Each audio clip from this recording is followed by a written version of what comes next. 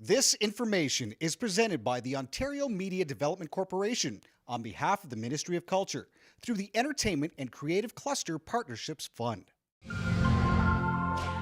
The Interactive Content Exchange 2008 by Interactive Ontario. Vidcast 3. And we're up to Vidcast 3 for the Interactive Content Exchange, brought to you by Interactive Ontario. I'm Steve McGarry from geeknews.com, about to recap the final day of panelist discussions and interviews for the e-media event of the year, ISO 8. So far, the Interactive Content Exchange has had everything from exclusive e-industry announcements to first-hand demos of new tech not seen anywhere. So it's fitting we begin with yet another first for the premier cross-platform hub, as the co-founder of one of the most popular social media games on the web makes his first ever North American conference debut only at ISO 8. SCRABULOUS,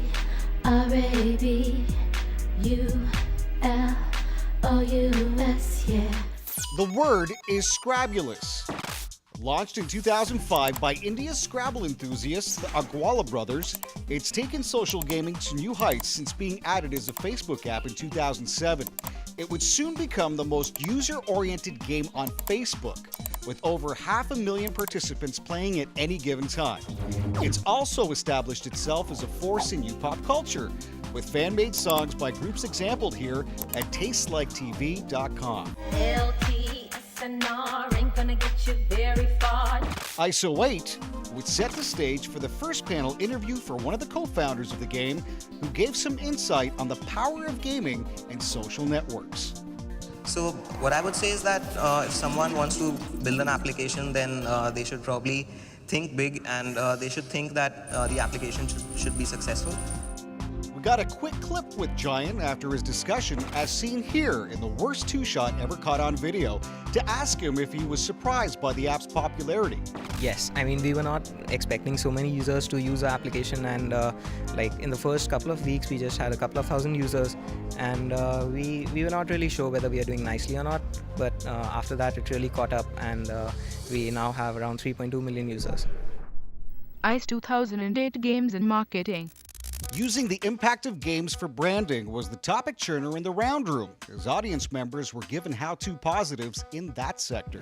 What we have the opportunity to do with games is to simulate things, to simulate experiences, and in particular, to simulate experiences with the products and services that marketers really want to present. For a marketing spend of more or less nothing, we can have 60 million people interacting with brand. And they're having a proper brand experience. They're not having an advertising message that's just shoved in someone's face.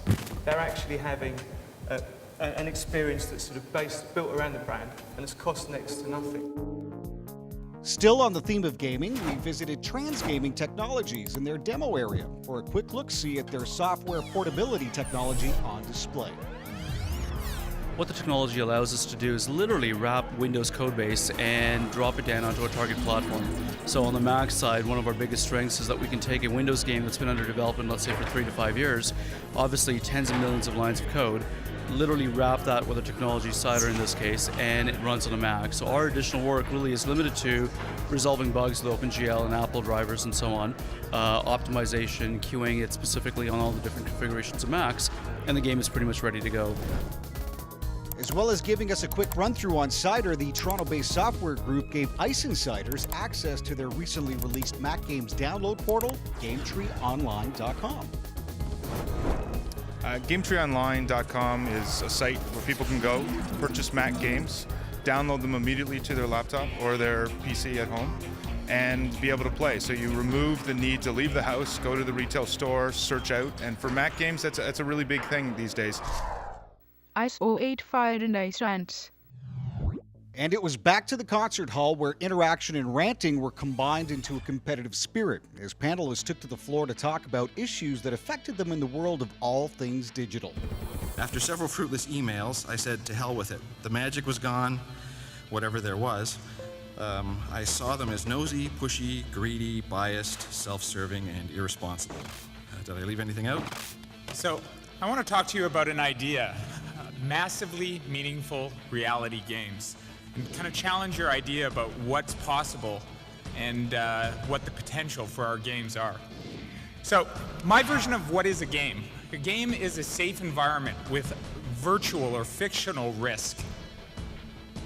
There's clear objectives and choices, rules and challenges that make us develop skills and learning. Out in the foyer, we got a glimpse of another innovative digital product showcase feature by Hop To It Productions called S-Smash. As the name suggests, the still in early beta stages software app is an online mashup tool that's meant to empower next-generation storytellers to interact with content and each other. So you take the video from, say, a TV show, and you can edit it together and personalize it and create your own videos. Back at our Geek News booth, we had the opportunity to demo a newly launched web surfing app by the Toronto-based Zytrend Corporation. It's called Alertle. It's a web-based RSS reader meant for the mainstream user. Basically what it does is it gets updates from your favorite websites in one place. So you don't have to go on several different sites to see what's going on there. So it pulls in your news updates, technology updates, updates from your favorite blogs, weather updates, pretty much anything which happens out there on the web. Interactive Content Exchange 2008 for the kids. In this session concerning kids, games, and online social networks, spectators and panelists explored the nature of community in interactive children's properties.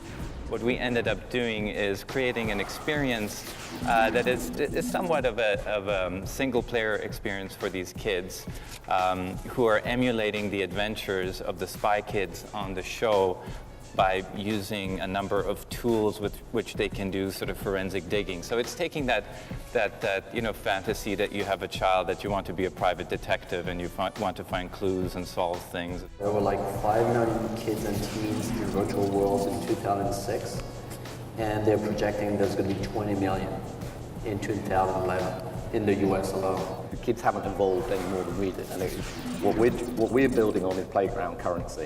What's got playground currency? Everyone talks about the water cooler moment in television, adult television. We go for the water fountain moment. What are they going to be talking about the next day? Well, after 3 days of sit-down conferences, yours truly thought he'd unwind and get immersed with gesture text Screen Extreme display. Besides oiling up some of my joints, I got to actually play around with an Oreo cookie ad in real time with the digital signs cam and screen interface. Not to mention practice up on some of my mime-inspired treading water techniques. Yeah, I'm a dork. The end device was marked with a look forward. Session guides gave a glimpse of future trends in media culture and business that could make a big impact in the next decade. The future is here, it's just not evenly distributed yet. And this is really the premise of all 4 studying activities, which is to look at the present state and things which are in flux and things which are uncertain, and to use that as the input into innovation or business survival. The web is essentially a bucket and a database where we can go and look up what's happening through this passive poor window called a browser. In this next iteration, the information becomes active, and it tells you when something has happened rather than you having to look it up every time. We are very pleased to have closed the conference on this note. Special thanks to you. Get on our mailing list. If you're not a member, if you're in Ontario, please talk to us. We'd love to make you a member. I hope you have a terrific weekend, and I look forward to seeing you at future events. Thank you very much. So there you have it, over 30 sessions of focus-based discussions concerning all aspects of media, gaming, and tech coming to a close. And we should note that these vidcasts only scratch the surface of ISO8. To truly experience it, you have to be a part of it, hence the interactive angle. It's about people meeting people with BlackBerries meeting people. It's a different kind of a concept. For more info on how you can interact with the industry professionals of the new economy, make sure to visit interactiveontario.com for upcoming session information. And while we're in plug mode, visit geeknews.com for the latest in new pop culture web news. By geeks, for geeks, from this geek. Steve McGarry saying thanks for watching. Geek News.